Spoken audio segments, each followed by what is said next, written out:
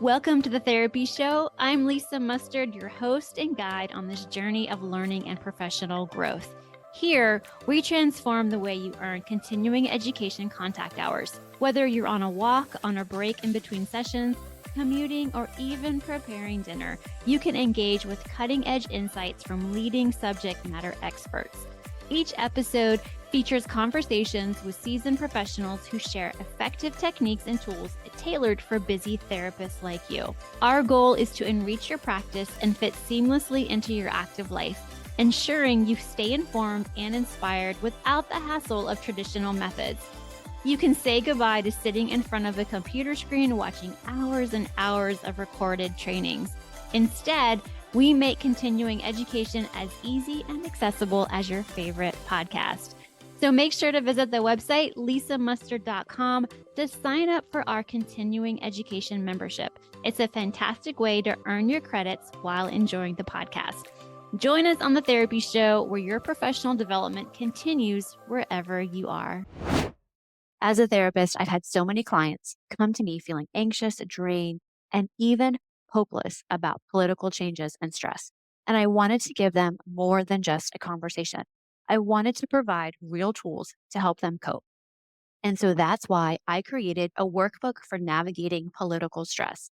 It's packed with practical exercises, journal prompts, and strategies to set boundaries, reduce anxiety, and focus on what you can control. And for you, my fellow therapists and coaches, this is an editable ebook, so you can customize it to fit your practice. Add your branding and adjust the content to meet your clients' needs. If your clients are struggling with political stress, this workbook can help. So go ahead and check the link in the show notes to learn more about this workbook and see if it is a fit for you and your clients. Please note that the content provided in this podcast is for informational and educational purposes only and is not intended to replace professional mental health care, diagnose, or treatment. Always seek the advice of your own licensed mental health provider or medical professional regarding your specific situation.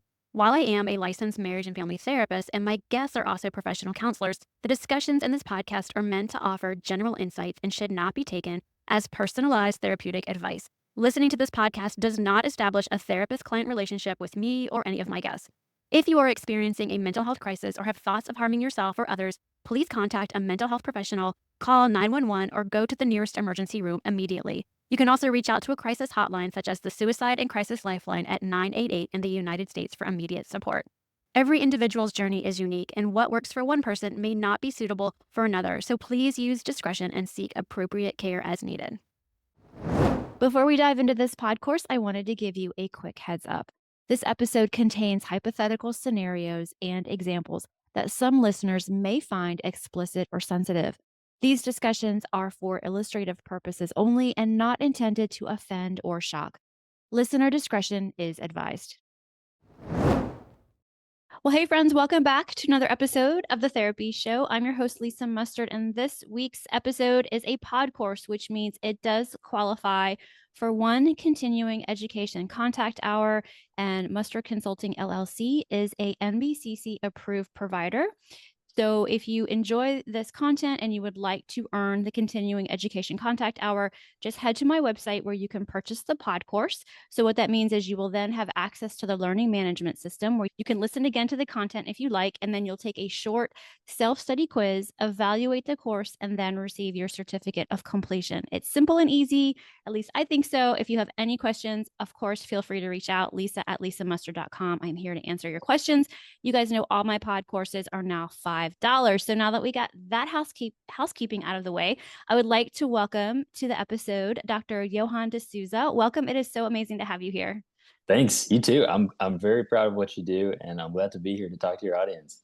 Oh, great. Well, thank you so much. And where would you say your area of expertise lies? Definitely OCD. I did my pre-doctoral internship in OCD. I did my postdoc in OCD. I did my doctoral internship in OCD. It's a really interesting disorder. And one thing I like about it is we know what works. We know the treatment that works, which is always nice when you're trying to help people. Right. And so I'm really excited for our conversation today. We're going to be talking about the science and art of treating OCD. We have the learning objectives and they will be on the website. So you guys can go and see the learning objectives. Also, want to remind you the references and resources will be within the Podcourse. So the first learning objective is develop client-centered exposure and response prevention exercises for at least 4 OCD subtypes, targeting core obsessional fears, and design response prevention strategies for common compulsion. So I will let you start where you would like to and just take it away. Sure. So I know you already have a pod course on OCD, more an introduction to OCD. Mhm. So I'm going to develop for deeper treatment essentials for people who already know what OCD is. Maybe I'll just do a very brief summary here. So obsession, we're talking about a thought, an image, or an urge. So thought means words in your head. Image means a picture in your head. Urge here means like an undefined feeling that something isn't right. Thought, image, or urge that's unwanted, distressing, repetitive, intrusive, and unrealistic, irrational, or bizarre. That last piece, the bizarre, unrealistic, that's what distinguishes obsessions from OCD from like generalized anxiety. So you got the obsession that leads to anxiety, which leads the person to perform a compulsion, which is some behavior or ritual, whether it's mental or overt, that then reduces the anxiety. So that's the OCD cycle. We talked about in learning objectives or subtypes. Let's just go through giving examples for these. So for maybe more common stereotypical subtype will be the contamination concerns. So this would be fear that I have germs on my hands, or it could be like a discomfort with sticky substances, or I don't like that texture, or maybe chemical contaminants. So that would lead to the compulsion of hand washing. It could also lead to a compulsion of avoiding touching things. Like I'm not going to touch French fries with my hands. I'm going to use a fork. Or in extreme cases, like I'm going to wear gloves to protect myself. So now we have to think about what would be the treatment approach to that. And if your audience isn't aware, the gold standard treatment for OCD is exposure and response prevention. That means actively facing the fear without performing the compulsion. So, what the person can do with contamination concerns is touch the ground with their hand and then touch their face, for example. And so that would be for the contamination subtype, how to face their fears. Any questions on that before I go through the other subtypes? Nope, that's perfect. Thank you. Okay, yeah, feel free to stop me anytime if you Okay. want more info or if you think your audience is looking for a different direction here. So contamination. Let's give an example of harm OCD. Harm OCD is the fear of causing harm to others or the fear of being harmed oneself. So some examples of this could be fear of pushing someone into traffic or fear of running someone over while driving a car. It could be a fear that one is going to stab oneself with a knife or stab others with a knife. So some compulsions related to this subtype could be avoiding knives, avoiding sharp objects, of not cooking, not being in the kitchen when a loved one is in the kitchen, not picking up one's children from school or having them like walk outside of the schools in order to avoid that fear of hitting other kids, or when walking along the sidewalk, along the road with someone, taking oneself being closer to the road rather than the other person being closer to the road in order to assuage that fear that I'm going to push the other person into the road. So now, what would exposures look like for that? So do you want to take any guesses what exposures would look like for that? Well, I guess no. I mean, I was just trying to think what would you do? So what would you do? Well, yeah, I don't know. It's So, a it's a good question yeah. because, for example, you don't want the exposure to Right. be let me push my friend into the Right. road, right?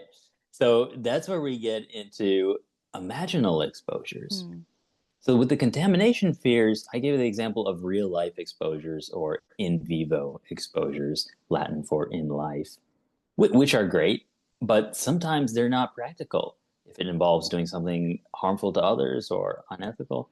So here we want to use imaginal exposures, imagining pushing someone into the street, imagining running someone over. I know that sounds strange, maybe grotesque, and that's one thing that's one barrier to treatment. Maybe we'll talk about is the therapist does have to be comfortable doing things that are strange in real life, such as imagining running someone over with a car. That is the treatment. I would never ask someone to do something unethical or even imagine do an imaginal exposure that I think would be unethical.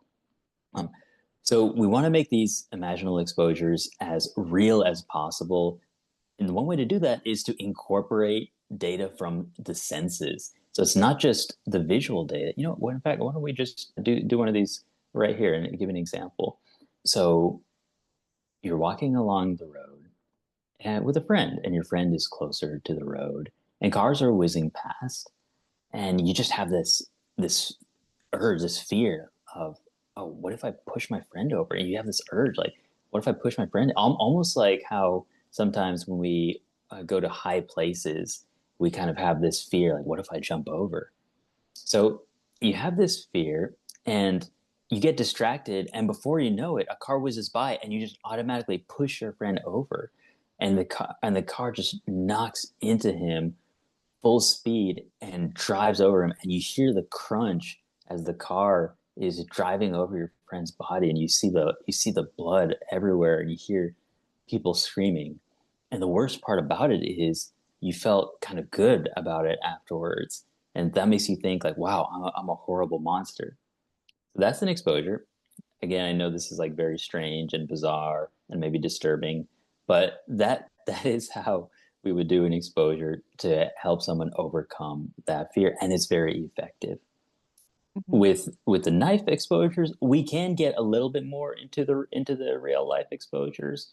For example, hold that if it's fear of harming oneself, hold that knife in your hand and point it directly at your throat. And you can even make a stabbing motion towards your throat. It's a fear of harming others, a loved one, a spouse.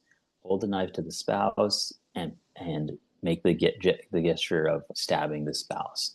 So those things are extremely uncomfortable for people with OCD if they have this subtype, and it's very effective. Right. Okay. So you you do this imaginary scenario of pushing your friend into the street. So what usually happens when you in session when somebody does that with you? Like what comes up for them, I guess. Definitely their anxiety increases, Okay. and that's how you know it's working. So Okay. that's why we start with assessing from 0 to 10, what is your anxiety level right Mhm. now before we even start. Maybe it's a 3 or a 5. And then once we get into, and then I just ask them, as I'm saying this, just tell me what your anxiety level is. And then I'm talking and they'll say 4, 5, 6, 8. At a certain point, it doesn't go any higher. And then I repeat the story again, and I repeat the story again, I repeat the story again. And that level starts going down. 8, 7, 6, 5, 4. Once it's down to 4, we can stop. That was a successful exposure. It went down to 4. And let's see if we can bring it back up again now with another exposure. Mhm. Okay. Okay. So is the goal is to get to a point where the anxiety level is low. And so once you get to that point, what is it like for them to then imagine that scenario? Do they get to a point where like it's not an issue for them or Yeah, okay. exactly. So there's two things we're looking for. Mm-hmm. What's called in-session habituation Mm-hmm. and between session habituation. Habituation just means we get used to it. Mm-hmm. If you've ever had the practice of facing a fear over time, like speaking, like, I mean, you're basically a public speaker now. It probably was more anxiety provoking at the beginning than it is now. Mm-hmm. As you do it, you get used to it. That's the whole theory behind exposure therapy. You get used to it. So, in session habituation is how, in this same session of repeating the story over and over, how the client gets more and more used to it, and it no longer provokes anxiety. But then we also want to check the between session habituation, which is, okay, if we do this same exposure now tomorrow or next week, what's going to happen? Because there's going to be a little bit of a bounce back. It's like when you stretch out a rubber band. If you let it go for a while and come back to it, it's going to return a little bit to its previous state. So then that's why we do the between. So we're going to repeat that same exposure the next day, the next day, the next day. And then we'll notice over time, yeah, it does good. Maybe it peaked the first time, it peaked at an 8. The next day it peaked at a 7. The next day it peaked at a 6. Pretty soon it's just not doing anything. The person's getting bored. So that's how you know it's a successful exposure. Gotcha. Makes perfect sense. Okay, thank you. All right. Welcome. So we covered 2, right? 2 Yeah, types. well, Okay. let's get Yeah. into maybe one of the strangest ones or most uncomfortable ones. So this is called taboo fears. Mm. Taboo because they're of a sexual nature. People feel very uncomfortable talking about these to the extent that they may not even bring up these fears even when you're doing treatment with them. That's why it's important that the therapist queries directly whether these fears are present. And even when the therapist brings it up, it's difficult for the client even to say it out loud, Yeah. that's how you know you're on the right track. Because Right. we actually want to look for the fear, lean into the fear. That's how we're going to be able to help someone. So, for example, fear of being a pedophile. Mm. When people have this fear, they don't even want to say that word out loud. And it can be crippling for them. And it's very distressing because OCD targets what's most precious to us. If someone loves children, wants to cherish and protect children, OCD is going to target, oh, well, what if you're a pedophile? And those people, because they have such a great fear of this, and because that's so close to their heart, it turns out they're actually the least likely to act on this. They're the safest person to be around children. So that can be helpful to know. I wouldn't emphasize that fact when working with a client because then that can actually reinforce the anxiety because it's like giving reassurance. So again, with pedophilia, obviously we would not be doing the real life, except insofar as well, you shouldn't be avoiding doing something that is healthy and natural and good. For Mm-hmm. example, if the client has a fear of sexually abusing their own child, well, an exposure for that would be make sure that you're giving your child plenty of physical affection. Don't avoid that. Make sure you're giving them a hug or a bath if they're really young, or playing games with them, like the horse game where the little kid rides on the dad or whatever. So not to avoid things that are just natural and healthy and good, both for the parent and the child, out of fear. Gotcha. And here's another, when we get into the taboo fears, this is where my perspective as a traditional family values therapist, I think is essential in order to respect the client values. Because I personally think it's not good to imagine things of a sexual nature, doing things of a sexual nature. So that's one of the, so for example, even though I would have the client with the harm OCD imagine running over someone with the car, I would not have the taboo client imagine like doing something of a sexual nature. One way to address this, because I think that's immoral, what one way to address this is the imaginary exposure can be something along the lines of you are afraid you're a pedophile, you're with your child and you have these thoughts and you think that you're a hideous person and maybe you're afraid that you even take enjoyment in them, and then maybe you do accidentally abuse a child and the police come and get you and arrest you and they say, hey, you're a sick person, you need to go to jail. Like all those things would trigger anxiety without having us to imagine anything.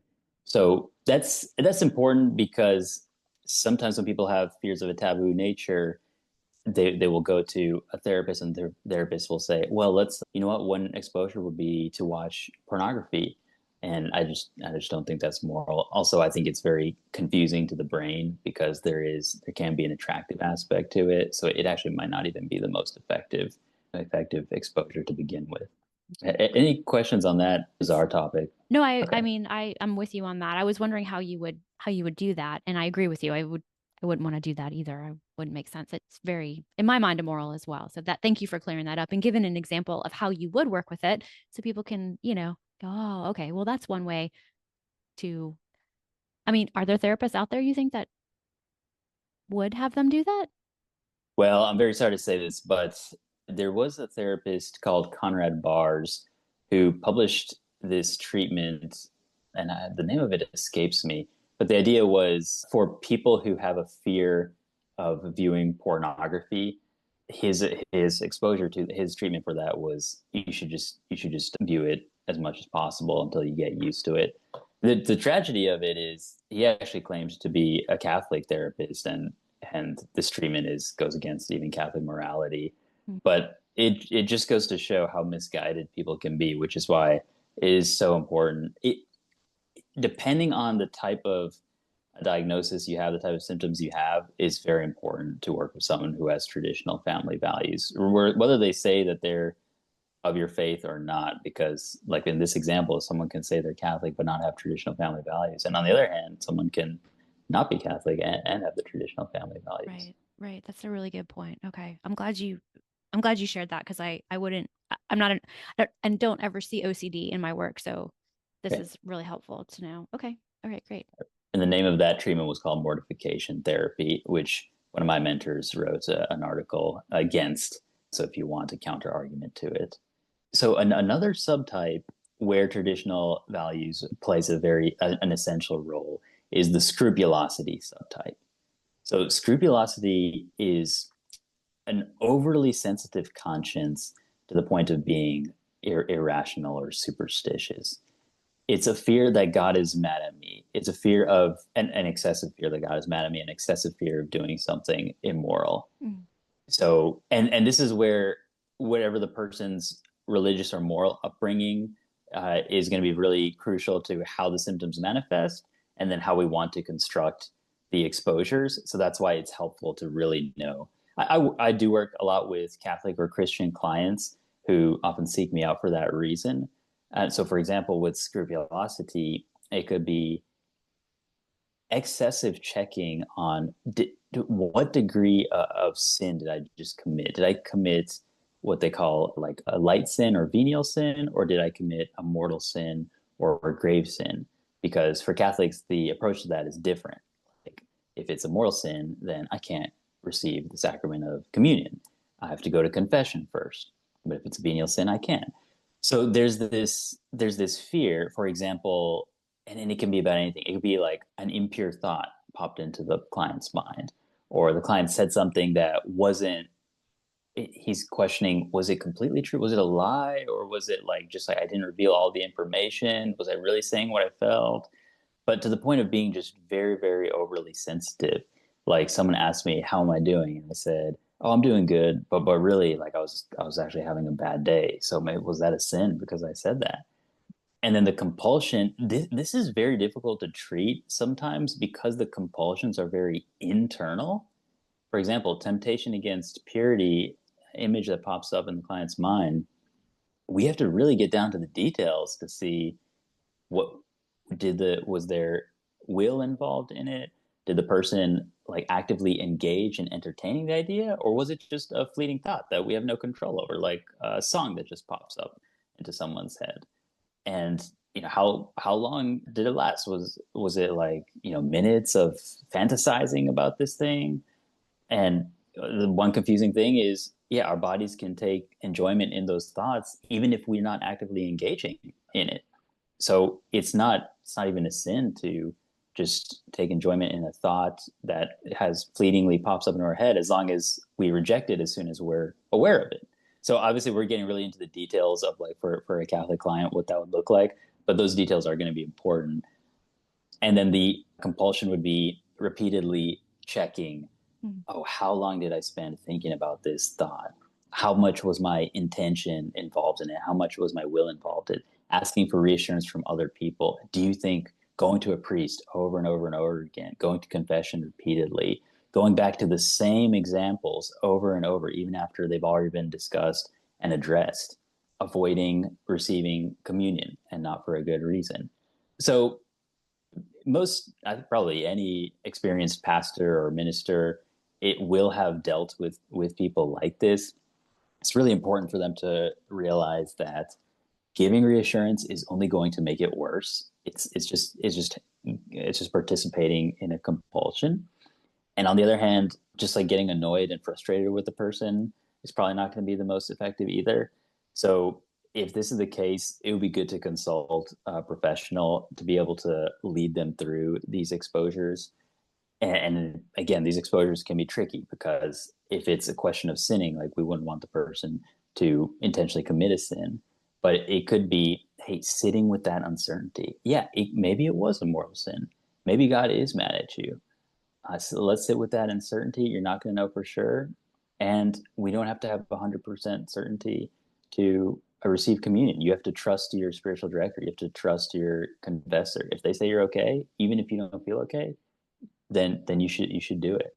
And then we can also you do some imaginal exposures of imagining, yeah, you did commit a sin and actually you enjoyed it, and so you died, and then one day you died and you went to hell, and God was looked at you with condemning eyes, judgmental eyes, and he pointed at you and dismissed you from the gates of heaven, and you saw the angels and saints turn around and weep, and the demons came up and dragged you and pulled you down to hell. And we can get more and more into this. It's kind of fun if you like storytelling. Really? I was like, man, I'm impressed.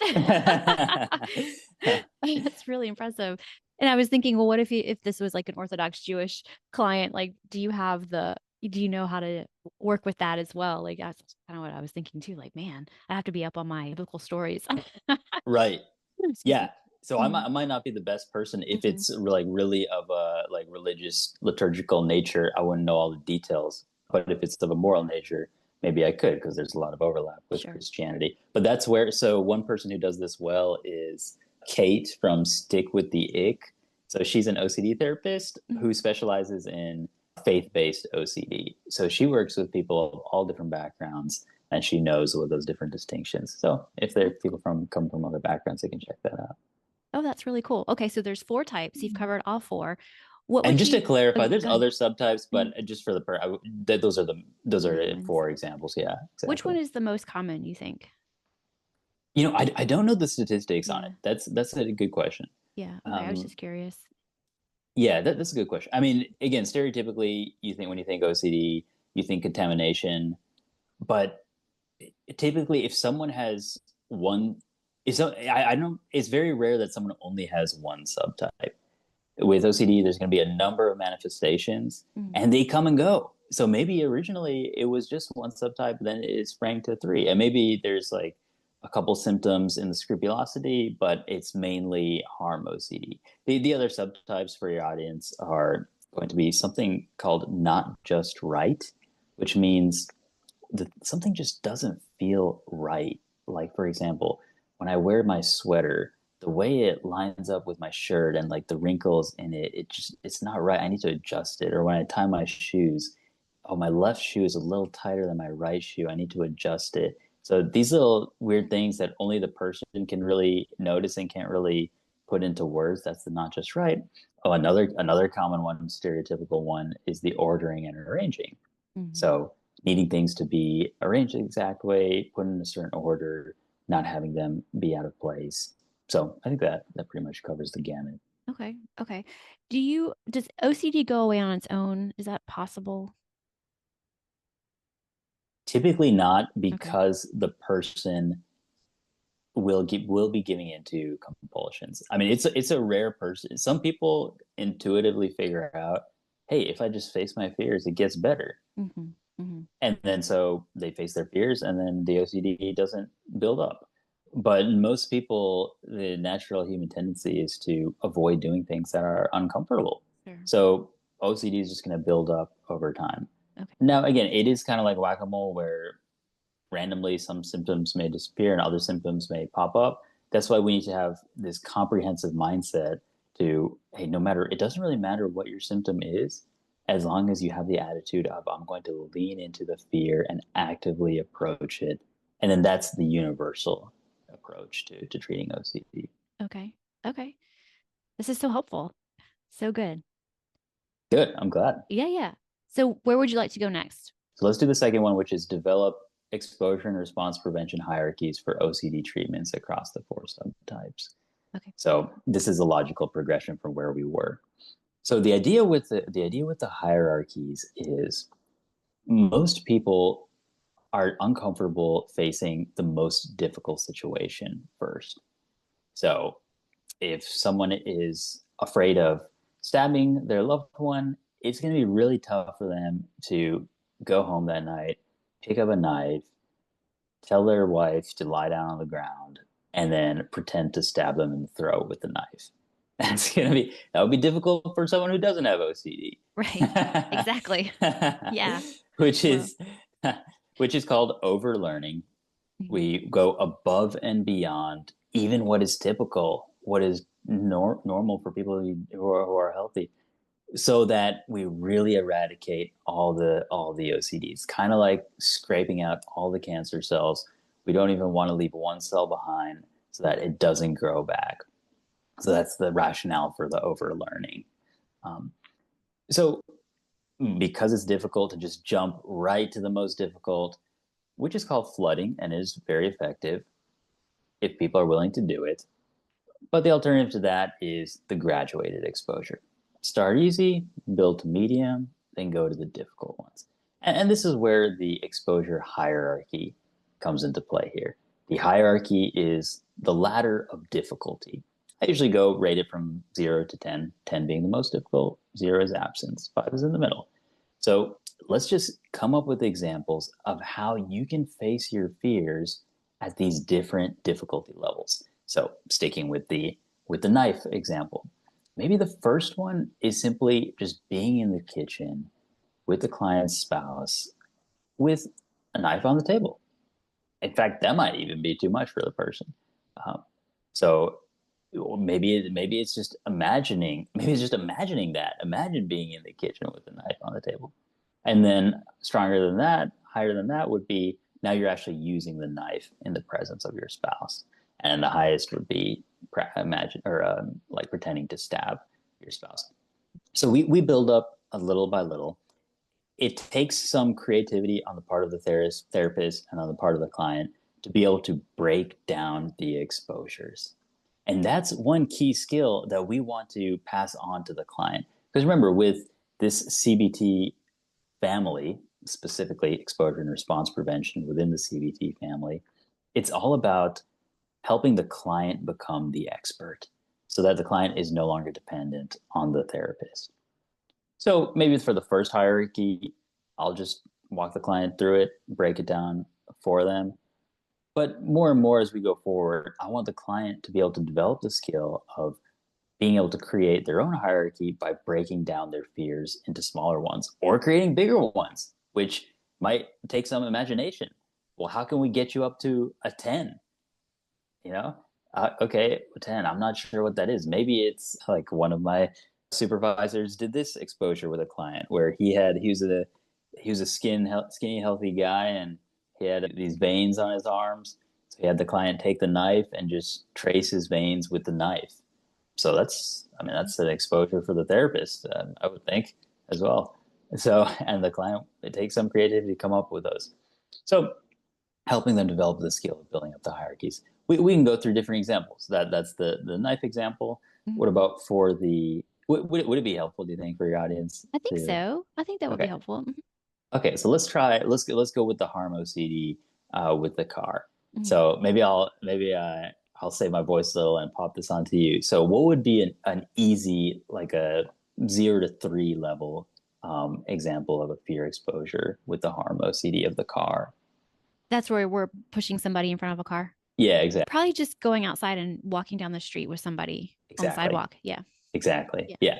Yeah. And it could be for that one, the client takes the spot closer to the road. And then when we're building up, it could be the client takes the spot farther away from the road. Sure. And higher than that could be the client like actually does gently push the other person. And then the highest would probably have to be the imaginal in this case. Yeah.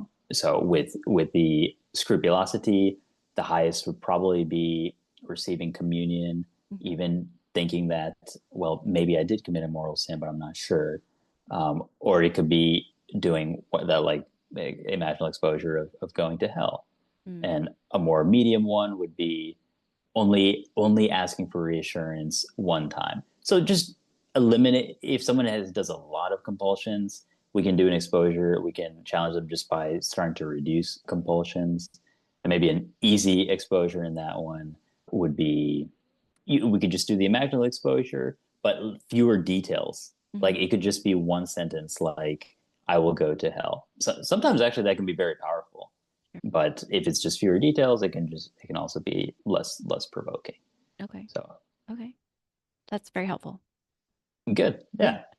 So it does take a little bit of practice, but it is great. The nice thing is the client can see their progression that, hey, this thing used to be, I started by just challenging myself with a 4, and that was about as ready as I was to do it. And now 4 is easy. And now what used to be a 4 is a 2. So there's two things that happen. Not only does the client get used to the fear so that it's no longer anxiety provoking, but the other thing is they get used to the experience of fear so that they're willing to be in the experience of fear. So not only does the 4 turn into the 2, but just being at a 4 is no longer the worst thing in the world. And the goal is, well, the goal isn't, hey, let's just completely eliminate all your anxieties so that everything is a 0. That's unrealistic and unhealthy. But the goal is, hey, let's get you to where you're willing to experience a 10 and it doesn't matter to you. It's irrelevant to you. You're totally willing to do it and still act according to your values and live your life goals. And with practice, they are willing to face a 10 because they realize it's just anxiety. It's not a problem. Yeah. Very cool. Yeah. That's great. Okay. Awesome. Let's see. How are we doing on Oh, time here? we're good. Okay. We're at 31 minutes, just so you know. Okay. Sure. Why don't we do address common variables associated with less optimal treatment outcomes? Okay. Okay. So here's where with OCD, we do have to also examine the social element because the person could be asking for reassurance from people around him. If it's a child, then the parents are going to be very involved. In fact, the number one factor in child anxiety is what's called family accommodations. So, family accommodations is when the parent does something in order to alleviate the anxiety of the child. And that could include doing something for the child, for example, talking to the child's teacher for the child, or even doing the child's homework. It could be allowing the child not to do something, for example, allowing the child to skip school. That would be a very big accommodation and one that produces a vicious cycle because once the child gets that taste of freedom, then he's just going to be asking for it over and over. Or it could be simply providing reassurance, which seems like a nice thing to do, but is weakening the child's self confidence because the child learns that I'm only okay because my mom is telling me it's okay. And they may not be able to say that in words, but that's how they're processing it. So we want to eliminate all these accommodations. And believe it or not, just eliminating these accommodations and doing some other things by themselves are enough to treat the child's anxiety. In fact, one of my favorite treatments for child anxiety is a program developed at the Yale Child Study Center called Supportive Parenting for Anxious Childhood Emotions, or SPACE. And it's all about just working with the parents. And it's very effective. I don't even have to see the child one time. I just work with the parents and the child's anxiety goes away. And this treatment basically has two parts to it. And the first part is eliminating the accommodations. Mm-hmm. So that's something for parents to be aware of because it goes against maybe their maternal instinct. Usually it doesn't go against the paternal instinct. Usually dads are on the opposite end of the spectrum where they're saying, tough it out, you got to suck it up, you got to get through this, which also isn't helpful, that approach. It's called being over demanding. We want to meet in the middle a little bit. But the right idea with it is not giving into the accommodations. Mm-hmm. Mm-hmm. So that could be parent to child, it could be spouse to spouse, it could be the client with a religious figure or an authority figure or a friend. For example, texting a friend, calling a friend, hey, is this okay? I just did this. Was that wrong? Did that sound rude to you? Do you think that was a lie? Do I need to go to confession for this? Do you think that was a venial sin or was it a mortal sin? So those are all examples of accommodations.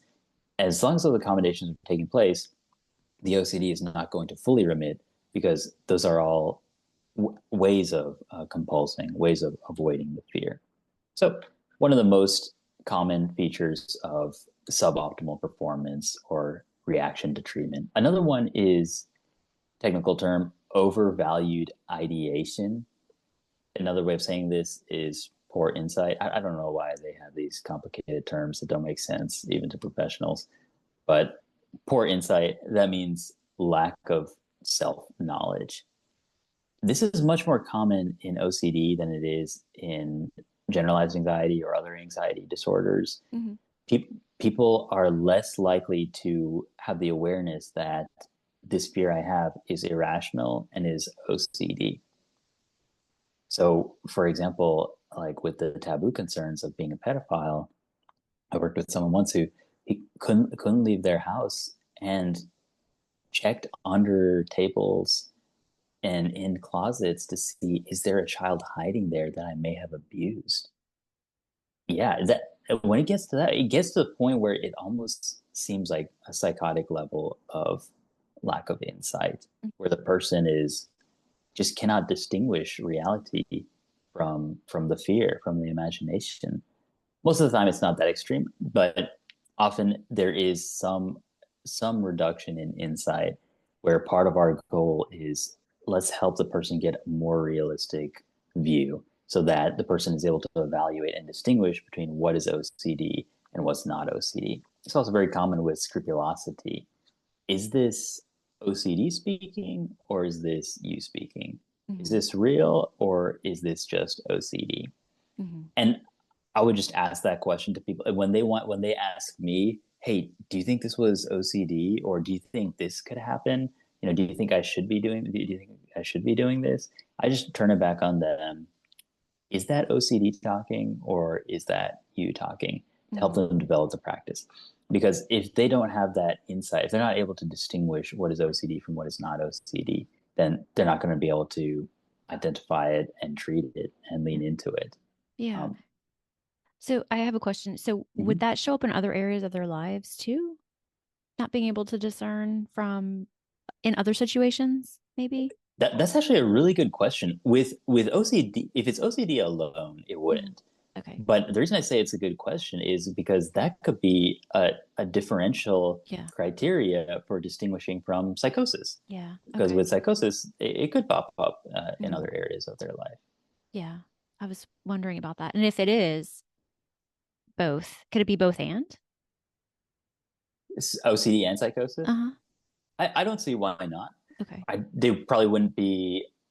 They probably wouldn't be. I don't think one would cause the other. Okay. And I don't think I've worked with that. Mhm. But yeah, there's no reason why Yeah. there couldn't be that manifestation. Okay. Okay. I imagine you would want to work with the psychosis first before you would work with the OCD if it was, I'm guessing. I mean, I don't know. It is a severe mental illness Yeah. that could really disrupt someone's life. And also, we know that if it's not, it's better to treat it sooner rather than later. If it's not treated, then the outcomes are worse. Right. Right. Okay. Okay. All right. Well, interesting. Sure. What would be helpful? I only gave two examples of the hierarchies. I can go into other ones, including subtypes we haven't talked about. Are there other questions that you think the audience would like to know, or parts that were not clear?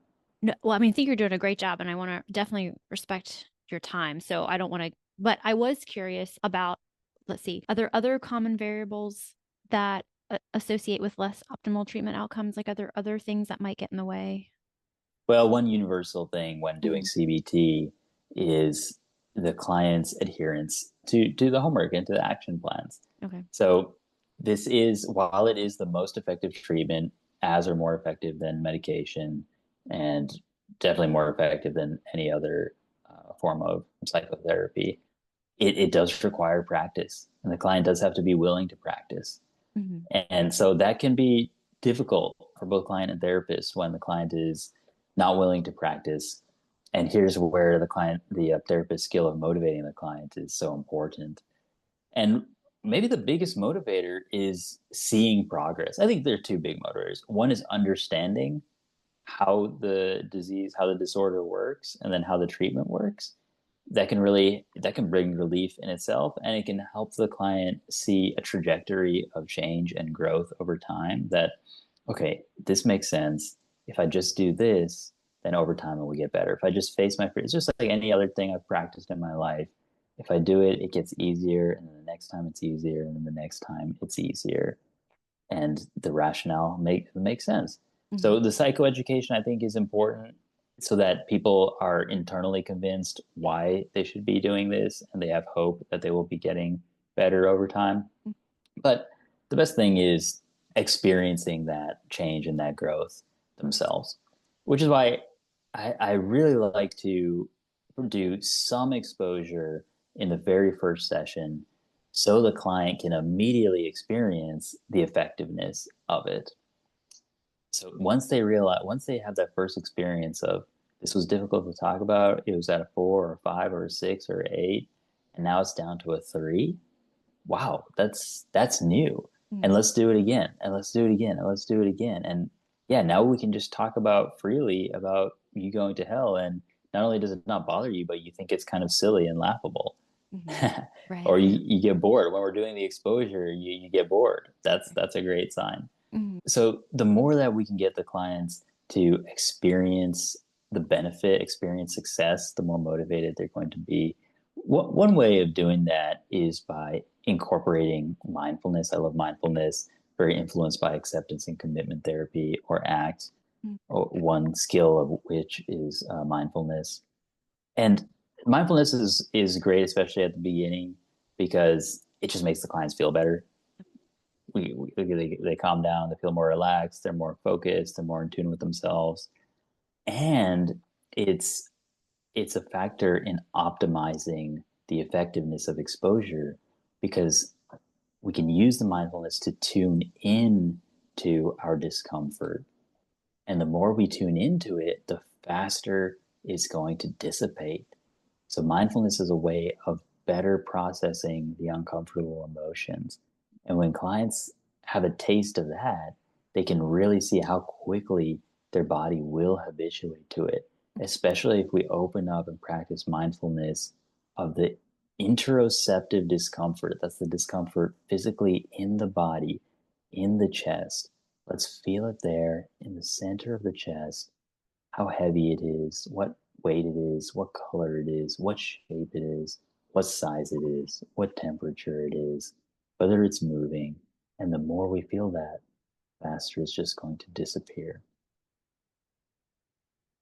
I'm I'm like in there. I was just like just listening to you talk, and it's almost like I was in a little bit of a trance there, just kind of listening to your voice and trying to, check in with my body. What was I feeling? So is that pretty much what you're doing with your clients? Like right Yeah, yeah, that's that's right. amazing. So that is another skill that Hmm. really maximizes the exposure, Hmm. is these deep visualizations, trances, hypnosis, if you want to call it that, that can really maximize the imaginary exposure, and to such a degree that if we get good at these trance-like skills, the imaginary exposure can be more realistic than a real life exposure. It can be even more vivid, and we can do things that are very creative that we can't do in real life. So that's one thing I really enjoy. I enjoy storytelling. I enjoy doing deep visualizations, and it can have such a deep impact. And then it can really have the client experience like a very deep release in a short amount of time that they wouldn't be able to experience in real life. Yeah. Yeah. Okay. That's amazing. So what does your treatment plan usually look like when somebody comes in and they're Yeah, meeting with you? Hmm. that's a great question. So at this point, I've done this over and over and over. I have the treatment plan set up. I have it all set up in Google Sheets, and it's based on the OCD protocols are very specific and have been replicated so many times. So first thing, let's get a map of your symptoms. Let's really go through every possible symptom, at least every possible symptom category, just make sure we're not missing anything. And then let's just do a brief assessment of your severity so we have something to track. I do measurement based care so clients know that they're either getting better or they're not getting better, and they can see the before, during, and after. And that's also very motivating when they see that, oh, yeah, I used to be 27, now I'm only a 14 Hmm. on this scale. Once we do that, I do like to give them a taste of the exposure so they see that, hey, it actually works. It does get better.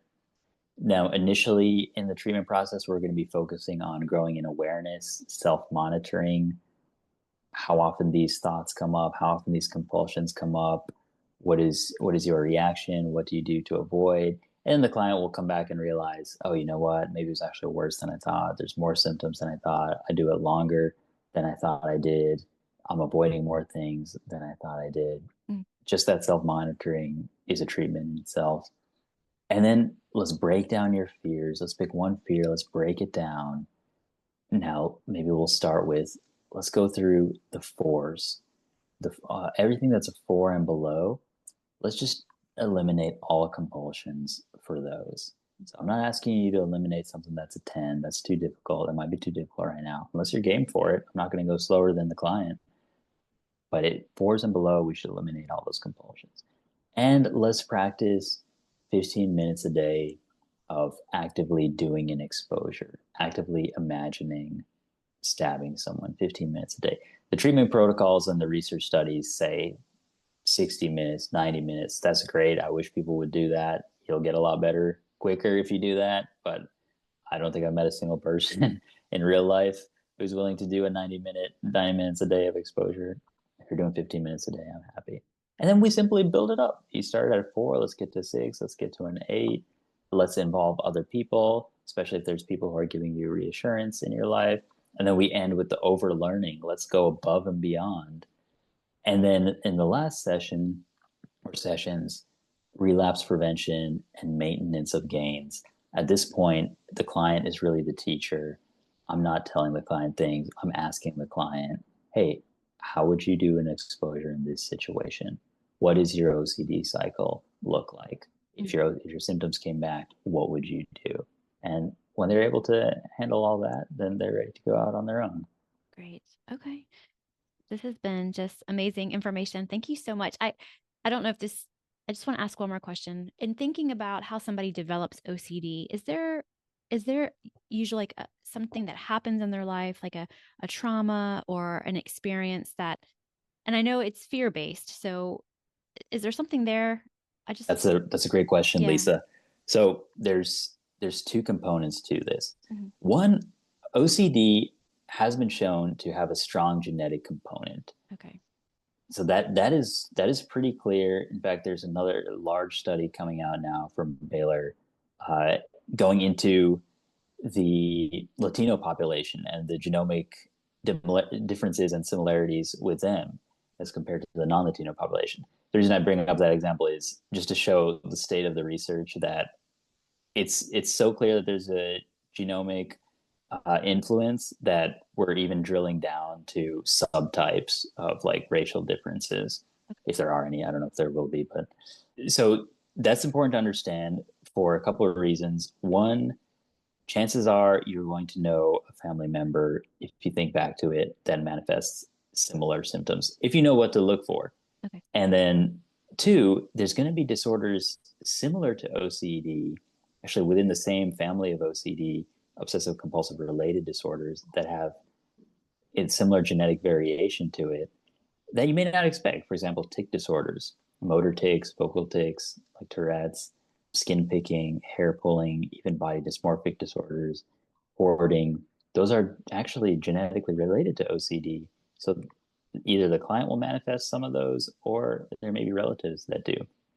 But that being said, we currently operate under what's called the stress diathesis model, meaning while there is a predisposition to this disorder and maybe other disorders, it doesn't get manifested until some stressor activates it. So the person may have had the genetic predisposition to OCD, and maybe they've shown OCD like traits or tendencies from a very young age, like perfectionism or excessive rigidity, not wanting to try new things, strange behaviors, maybe one or two symptoms of obsessions or compulsions. But it doesn't really manifest into full blown OCD until they experience some stressor, which is like a key that unlocks that genetic predisposition. And the stressor could be something as simple as going through puberty. And that's when the symptoms may manifest more. So it's not, I mean, definitely a trauma would be a stressor that could activate it, but it's the person would already have had to have the genetic predisposition. So it's not like, oh, this person got OCD just because they had a trauma. Sure. Okay, that makes sense. Did you say there was another part to that, or no? Did I? Like there are two. Did you say there were two things?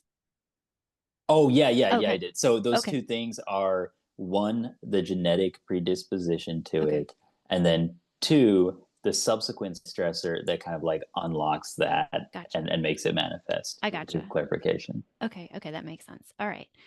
Well, thank you for answering that question, and thank you for sharing your wisdom and knowledge. Is there anything else that you would like to share that we should know about ERP or anything that you shared today? It's fun once you start to face your fears and realize that you can do it, and unlock a little bit of that adrenaline rush and realize, you know what, I'm in control here, not the OCD. So I hope people, whether they're facing OCD or not, can learn to just lean into their fears and see that it's okay. It's okay to be anxious. And in fact, it's kind of fun. I kind of like I like the adrenaline rush. That's one thing that you can experiment with. Yeah. And at the same time, if you notice that you're stuck in the same loops and you're not making progress, and you need someone to hold you accountable and to walk through step by step, I would really recommend reaching out to a professional. Look for someone who specializes in it. Don't look for someone who says they specialize in 20 different things and the sixth thing is OCD. Look for someone who specializes in exposure and response prevention for OCD. It's a specialized training and treatment, and you don't want to waste your time or money. You want to make sure that you're getting the help that you need. Yeah, that's very helpful. I believe there is a whole training institute, right, for ERP where you can, if you're as therapists, you can learn. Exactly. It's called the BTTI, Behavioral Training Something Institute. So they're very good. So yeah, it's hard to get on the waiting list there, or it's easy to get on the waiting list. It's hard to get the training, but yeah, it's good. Okay. Well, thank you so much, Dr. D'Souza, for your time. This has just been incredible. I'm so grateful to have you share all of this with our listeners. So thank you so much for being here. You're welcome. I quite enjoyed it. And thank you for what you do, Lisa. Oh, I really appreciate it. Oh, yeah. Well, thank you. I appreciate that. Thanks for being here.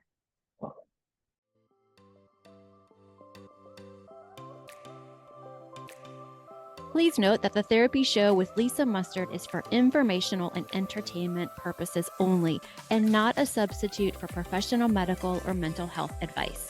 Always consult with your therapist, doctor, or physician before implementing any suggestions from the show. The Therapy Show with Lisa Mustard is edited and engineered by Chelsea Weaver. If you're looking to start a podcast or ready to take the editing off of your plate, be sure to visit chelseaweaverpodcasting.com. Well, that wraps up another episode of The Therapy Show with Lisa Mustard. I know there are hundreds of thousands of podcasts out there, and I'm thankful you've chosen to listen to mine. Be sure to visit lisamustard.com to access the show notes and discover all the Podcourses and other continuing education offerings. And I'd be grateful if you subscribe to the show. Thank you.